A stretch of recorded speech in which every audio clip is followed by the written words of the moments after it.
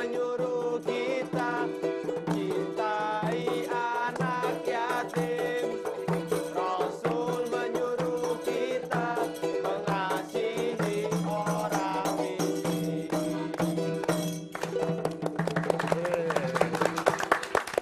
Assalamualaikum warahmatullahi wabarakatuh. Waalaikumsalam warahmatullahi. Tadi menyuarakan isi hatinya Kang Yusuf. Anak yatim, fakir miskin. Minta disayangi, minta dicintai. Anak yatim, fakir miskin, host terlantar. Saya itu keseringan ketemu sama sampean setiap pagi sahur Iya. bersama. Sudah bingung mau ngobrol apa, Kang.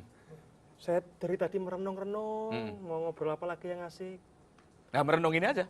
Oh, soal renungan itu aja ya? Iya kan? Iya. Karena kedudukan merenung di dalam Islam kan dihargai sangat tinggi. Ayo, mari kita merenung, Kang. Ayo, sudah. Ini Kang Pri, kita masih ingat ya, Kang Pri GS, seorang sufi, seorang kolumnis, kartunis. Ya. Kang Yusuf, ini dia ngambil S2 merenung. Mas Pras, S1 melamun. Nah itu, membisu. SMA itu. Soal merenung, Kang. Iya. Kita seringkali melupakan etape ini. Ya. Kita seringkali terburu-buru melakukan sesuatu, sehingga yang seharusnya dilakukan oleh setiap orang, melakukan sesuatu itu dari titik berangkat, yaitu titik diam, titik merenung, itu diabaikan, kan? Seberapa besar sih persentase merenung harus kita atur dalam kehidupan kita ini? Segala pencapaian-pencapaian besar kan dimulai dari merenung, Gus. Jadi seluruh kekayaan-kekayaan pencapaian manusia ini selalu bertolak dari pelebaran sudut pandang manusianya. Dan kalau diusut, pelebaran sudut pandang itu selalu mulai dari kepedulian seseorang kepada soal-soal yang detail. Nah, negara-negara yang maju selalu detail, ya kan? Proyek Apollo itu proyek yang sangat detail. Itu meleset sedikit meledak Apollo itu. Nah, coba film-film yang kelas Oscar itu pasti detail. Walaupun itu pun sering ada yang salah, tetapi kesalahan-kesalahan film yang detail itu sudah memukau kita. Harry Potter itu ternyata ada salah juga, ada rambut yang tidak bergerak ketika dia sedang naik sapu atau naik kereta. Detail itu ternyata kalau dipikir-pikir ini dia perintah agama. Nah, saya mulai merasa pentingnya berpikir detail itu, dan itu kok merubah hidup saya gitu. Dan ketika hidup saya, pola pikir saya berubah, rezeki saya kok berubah juga. Bahkan bahasa tubuh saya juga berubah. Saya walaupun kecil, bahasa tubuh saya kok indah gitu. Dan ini secara alam saya dihadiahi oleh hobi-hobi saya untuk berpikir soal-soal yang pada awalnya tidak lazim.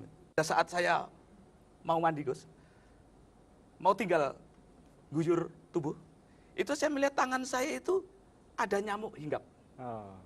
Ya. Refleks kita kalau melihat nyamuk apa, Pak? Hajar. Iya, pakai gayung. Saya juga manusia kebanyakan yang kalau melihat nyamuk itu, wah ini public enemy ini, hajar, gitu kan. Tetapi begitu saya mau tampil, Gus, saya kok melihat, nyamuknya double. Tidak tunggal dia, tapi berdua. Sebelahan apa tumpuk? Bukan, berpelukan. Tetapi saya kan tidak bisa mengkonfirmasi ini berantem atau pacaran. Iya. Karena saya bukan ahli nyamuk. Saya tidak berani berspekulasi. Kalau ini bertengkar, ya kalau bertengkar. Tapi kalau sedang pacaran, kata pertengkaran itu saya hapus. Saya ganti, jangan-jangan ini nyamuk pacaran. Atau malah nyamuk tunangan. Akad nikah. Atau malah ini pengantin nyamuk baru. Terus, berkembang terus. Enggak tega, Gus. Enggak jadi mandi itu. Dia bisa berlama-lama loh, Gus. Berlama-lama. Saya bayangkan terus ya. Ini kalau nyamuk pasangan muda, baru pulang dari KUA lagi. Sedang ingin mengkreasi keluarga sakinah. Kok saya hantam begitu saja, zalim saya. Sufi sampean ya, luar biasa. Nah, itu Gus, ini memang kegiatan spekulatif. Saya juga tidak ngerti apakah ini berpahala atau tidak. Tetapi itu kok melebarkan sudut pandang saya dari kepada peristiwa nyamuk itu. dari peristiwa nyamuk itu ke segala sesuatu. Ya. Terus melihat kecoa, Gus. Kecoa itu kalau telentang, Ya. Nggak berdaya. Nggak berdaya. Loncat-loncat. Nah, saya undang anak-anakku. Seperti galimnya anak-anak, anak-anak kebanyakan juga begitu. Adik ada kecoa. Ya. Pak, hajar Pak. Ini bukan kecoa. Apa jadinya kalau ini bahasanya bukan kecoa, tapi ini makhluk Allah yang sedang sakratul maut. Beda, Pak. Redaksionalnya hanya saya ubah begitu aja. Anak-anakku kebetulan anakku sekolahnya di sekolah-sekolah agama yang top itu. Wah.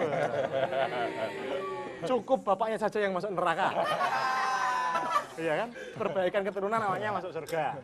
Hanya perubahan redaksional saja. Anak-anak itu bisa berubah persepsinya. Loh Pak, mulai bingung. Nah, apa jadinya kalau ini bukan kecoa, tetapi makhluk Allah yang sedang sakratul maut? Oh, ya ditolong toh Pak. Lah, adik yang nolong. Loh, kok aku? Lah, kalau makhluk Allah yang sakratul maut, layak tolong. Nah, tolonglah. Tapi apa jadinya kalau habis nolong, kecoa itu lari ke rambutmu? Anakku itu teriak. Berarti hajar dong Pak. Lah, kalau dihajar, ini bukan kecoa. Ini makhluk Allah yang sakratul maut. Jadi bapak dan anak ruwet sama. Anakku yang satunya lagi dites begitu, istriku juga dites begitu. Kami tidak menemukan konklusi. Apa tindakan yang harus kami ambil? Artinya begini, Gus. Artinya peristiwa kecil pun kita terbiasa berdialog dengan aneka peristiwa itu.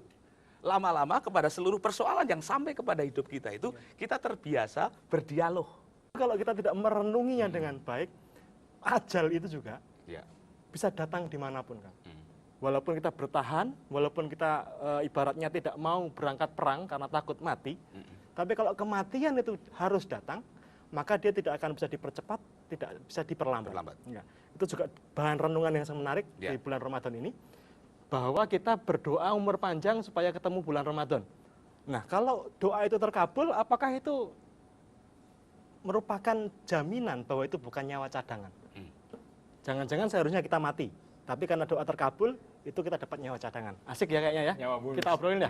Ini yang calon-calon mayat boleh ngambil makanan. Ayo.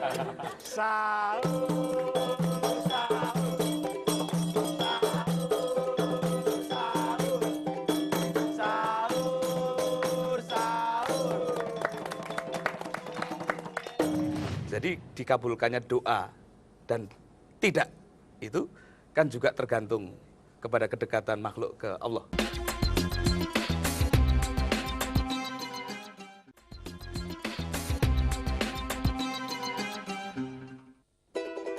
Rasul menyuruh kita mencintai anak yatim. Rasul menyuruh kita mengasihi orang miskin. Ramadan itu peristiwa yang sangat goib, Kang, menurut Ya. saya. Karena Rasulullah mengajarkan kepada kita berdoa, meminta umur panjang, Ya. seperti yang saya sampaikan tadi.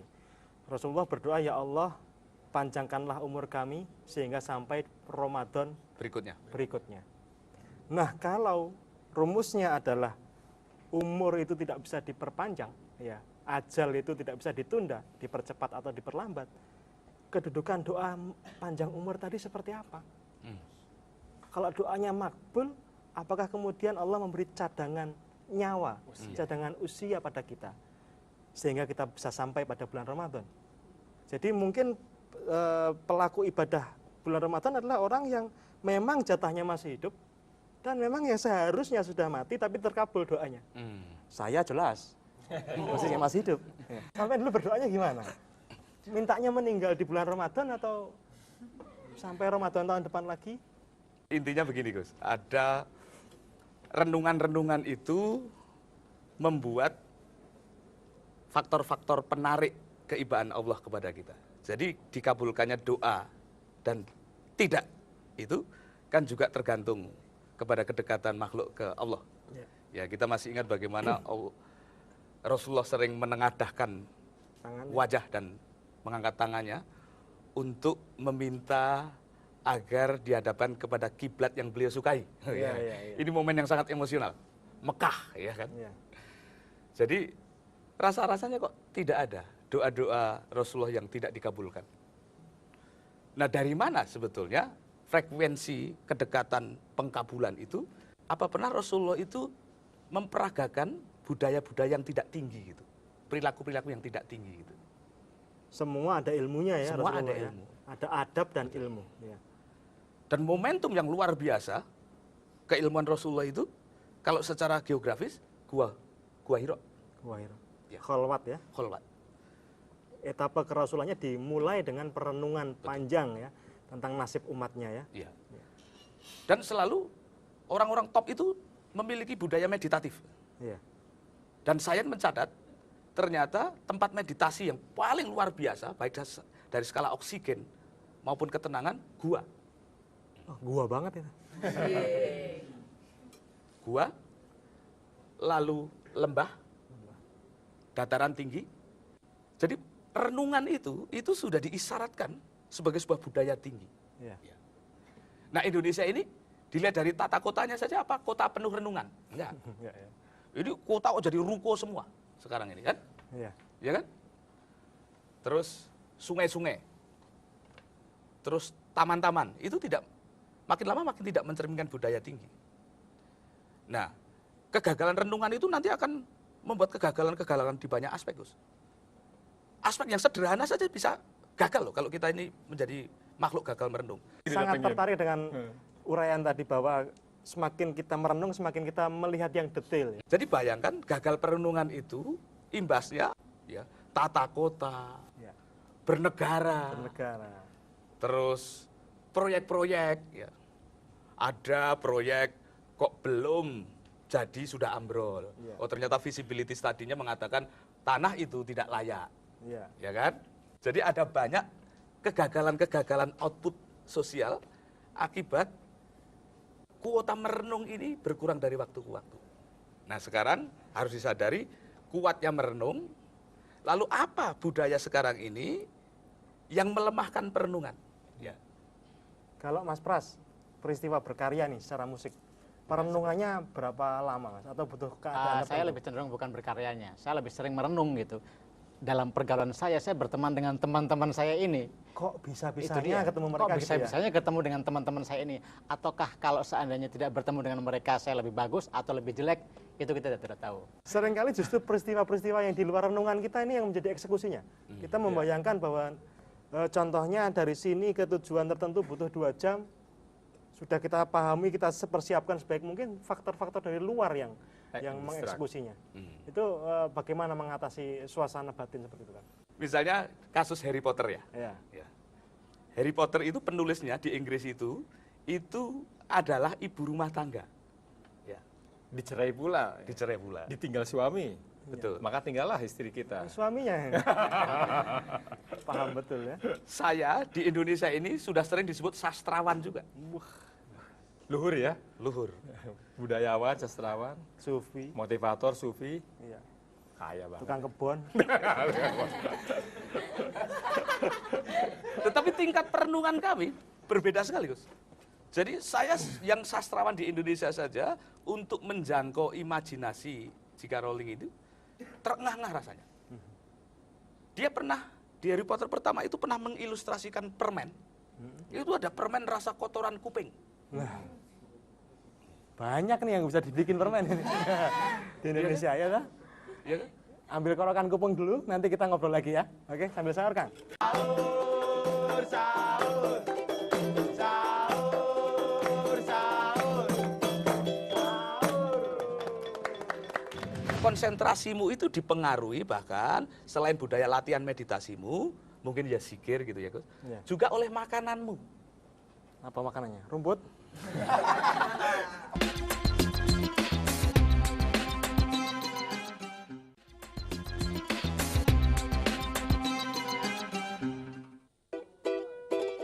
Rasul menyuruh kita mencintai anak yatim. Rasul menyuruh kita mengasihi orang miskin. Loh, tadi ada peluang yang punya kotoran kuping bisa dibikin permen. Ya. Upil, jus. Ya. Kita bukan ingin berjorok-jorok, kita ingin mengilustrasikan ada sebuah fenomena perenungan yang kemudian hasil-hasilnya itu bisa mengejutkan kita. Ya. ya, sebagai sampling Harry Potter itu seluruh imajinasinya ngagetin saya, bahkan yang di Indonesia sudah disebut sok sastrawan ini. Kalah oleh ibu rumah tangga, tapi di Inggris, yang ternyata renungan-renungannya itu sering tidak terjangkau oleh renungan-renungan model sastrawan di negara-negara tertentu. Ya. Permen kok rasa kotoran kuping itu gimana membayanginya?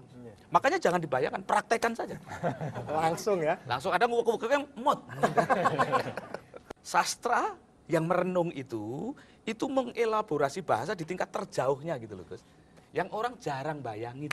Itu karena tradisi membaca atau tradisi bergaul atau gimana? Kenapa renungan saya kok cuma nyampe di sini saja, renungan Harry Potter kok sampai ke situ? Saya lacak-lacak ternyata hasil dari budaya baca. Ya jadi bangsa yang merenung itu adalah ternyata bangsa yang membaca. Budaya baca tinggi. Budaya baca tinggi. Nah kita ini masyarakat yang lebih senang budaya oral kan, budaya lisan. Kita sangat kurang, terus lebih banyak tradisi lisan. Lisan. Tapi pada aspek-aspek lain perenungan juga ditempuh di Nusantara ini kan dengan mengasingkan diri, ya mungkin dengan berpuasa, dengan tirakat, itu bisa ditempuh untuk mencapai kecerdasan tertentu kan? Nah untung di Indonesia ini begini Gus, di negara-negara belahan benua tertentu itu kasih sayang Allah itu seperti terlimpah untuk memberi mereka kekayaan intelektual yang lebih banyak. Nah di belahan-belahan benua yang lain, termasuk kita ini, seperti dilebihin kekayaan-kekayaan spiritual yang lebih banyak. Spiritual ya. Sekaligus bahasa pujiannya, kita ini meskipun goblok, tapi mudah bahagia. Sebaliknya, kita ini bahagia, tapi goblok. Ya kan? Ada yang mau menanyakan? Ya boleh. Kok cowok ya? Nggak ada yang cewek ya? Iya cowok. Cowok ya? Sudah nggak apa-apa ya? Ini Pak D. Tadi Mbah, ini Pak D sekarang. Yang jelas apa nih? Ya udah, Mbah. Terus ya, mau nanya apa? Om. Ya. Tadi kan tentang merenung ya. Ya. Saya ini orangnya suka merenung. Oke. Jadi setiap kali saya merenung itu selalu meleset. Semua nebak bola ini. Bukan. Terus? Gimana caranya buat mengatasi merenung biar nggak meleset, Om? Apa meleset? Biar nggak zong. Namamu siapa, Nak? Rian. Rian. Rian bisa di-share secara lebih spesifik. Apa yang kamu renungin, lalu melesetnya di mana? Melesetnya tentang ya... Jadi ngelemon jorok gitu misalnya? Enggak, iya. Oh. Jadi pertamanya mikir tentang kayak... X katakanlah. X itu. Terus?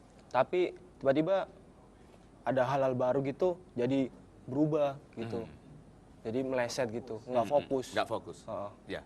Gimana caranya biar fokus pada satu titik gitu. Ya. Rian, itulah penyakit generik manusia. Jadi manusia itu secara instinktif itu melakukan self-talk kepada dirinya dalam sehari itu lebih dari 50.000 kali. Bayangkan. Ngomong sendiri ya? Self-talk itu, gimana? Kilatan-kilatan ide di dalam dirimu. Jadi lintasan-lintasan ide itu sebanyak itu. Jadi logis. Ketika lintasan ide itu kamu derita. Karena itu penderitaan kita bersama. Itulah kenapa manusia penting berlatih meditasi itu. Di dalam berbagai ragam. Ya kan? Nah ternyata masyarakat-masyarakat budaya tertentu itu dengan budaya ilmiahnya, Rian, itu sanggup menemukan pelan-pelan kenapa seseorang gagal konsentrasi. Bahkan konsentrasimu itu dipengaruhi bahkan selain budaya latihan meditasimu, mungkin ya zikir gitu ya Gus, juga oleh makananmu. Penelitian kawan saya seorang dokter pakar anatomi, itu mahasiswa beliau itu diteliti karena kesalahan makan. Makanan tertentu itu memiliki kegagalan konsentrasi. Dan kalau mahasiswanya saja salah makan, apalagi orang-orang dalam strata yang di bawahnya. Nah kalau sebuah masyarakat kemudian gagal berkonsentrasi, bodoh kolektif akan terjadi. Kang Yusuf. Ya. Untuk penguat rasa, kita tidak lagi menengok rempah-rempah. Itulah yang dulu kita dijajah. Ya kan? Itu kita tinggalin. Nah budaya-budaya tinggi itu kita tinggalin, ternyata sekarang lama-lama kok mulai ketahuan anak turun persoalannya itu bahkan menjangkau pula di dalam soal makan. makan menjangkau pula akibatnya ke dalam soal konsentrasi. Nah, ubah pola makanmu, nanti tanyakan kepada ahli gizi. Kurang gizi sih kayaknya. Ya kan? Atau budaya makan itu sekarang ilmunya sudah banyak di internet. Tengoklah, tidak harus mahal makan yang benar itu. Tetapi selain kebenaran budaya makan, juga budaya bersikap. Ya. Karena makan itu hanya salah satu aspek, budaya sikap itu salah satu aspek. Kalau aspek sikapmu kepada segala sesuatu itu juga membenar, nanti kesalahan makan akan tersubsidi. Misalnya kayak tadi latihan saya menepuk nyamuk tadi itu. Ya. Terus rumahku itu, Rian, itu kami tidak membunuh binatang. Ada laba-laba, kita biarin saja. Karena begitu aku mau hapus laba-laba itu, aku teringat bagaimana kontribusi sang laba-laba di Gua Sur dalam menyelamatkan Rasulullah. Jadi makanmu boleh salah, tapi kalau budaya sikapmu begini, kesalahan makanmu akan tersubsidi. Jadi laba-laba pun akhirnya rumahku kayak kebun binatang. Tikus saja, itu sering kan. Kadang-kadang rumah kita itu kemasukan tikus. Intinya memang ini butuh didiskusikan lebih jauh bagaimana kita berdampingan tetapi tidak saling mengganggu. Walaupun saya kesulitan juga, betapapun itu tikus. Ya. Terus saya sering ngepel sendiri di rumah itu, Rian. Kalau saya ngepel itu lama meskipun rumah kami kecil saja. Menjadi lama karena kami menghindari semut. Jadi semut ke sini, aku ngepel ke sini. Jadi simpangan terus bisa lama sekali. Tetapi dampaknya pelajaran komposisi itu aku dapat justru ketika aku ngepel sambil menghindari semut itu. Kepekaan saya terhadap ruang tinggi sekali. Padahal semutnya mau bantu itu ya. Nah, biasakan makanmu benar, sikapmu benar. Mulailah berjinak-jinak kepada sesuatu yang kecil, detail, ya. Pohon-pohon yang tidak kau tebang, berkata-katalah kepada mereka. Nanti kepada orang-orang terdekatmu, ya, belajarlah memahami aspek-aspek yang paling sederhana, paling detail, paling kecil, yang orang lain tidak melihatnya. Ya, itu nanti akan memunculkan kepekaan-kepekaan tertentu, yang kepekaan itu akan merubah hidupmu di takaran yang paling fundamental. Ya. Begitu. Jadi Mas Pri tadi mengingatkan tentang betapa pentingnya meditasi. Ya. Kalau dalam Islam kan ada sholat. Ya. Sholat itu sesungguhnya dialog dengan Tuhan, dengan Allah. Sholat itu berbicara dengan Allah. Sedangkan meditasi itu mendengarkan Allah. Dua hal yang sangat berbeda sesungguhnya. Dari situlah kita mencapai kekhusyukan. Seringkali karena kita sholat, sudah hafal bacaannya, kita tidak memberi jeda untuk mendengar. Ya. Kalau kita mau mendengar, maka nanti dari ayat-ayat yang kita ucapkan ketika sholat, kita bisa merenung. Bahan perenungan itu tidak ada habisnya dari bacaan-bacaan sholat. Sebentar lagi kita akan subuhan, ya yang belum sahur, sahur dulu. Setelah sahur nanti kita mau ngeriung lagi nggak apa-apa, tapi sudah nggak boleh makan karena sudah waktunya puasa ya. Oke Mas, saya diri nih Mas, kita mau sahur Mas. Rasul